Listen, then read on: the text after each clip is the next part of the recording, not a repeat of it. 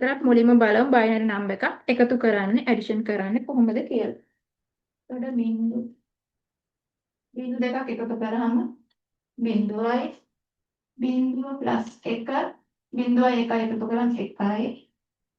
1 plus බිංදුව ඒත් 1යි එතකොට 1 1 1යි 1 එකතු කරාම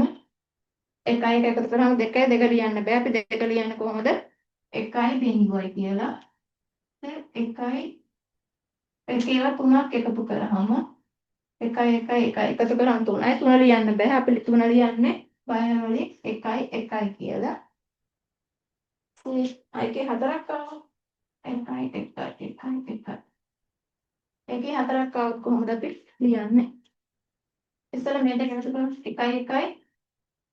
2යි 2 ලියන්නේ 1යි බිංදුවයි කියලා ඕකට එකක් එකතු කරාම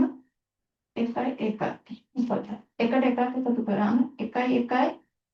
බිංදුවයි කියන්නේ 2යි 10යි ලියන්නේ 1යි 1යි 2යි 2 බිංදුව ලියුව එකක් ඉතුරු වෙනවා ඒකයි මේකයි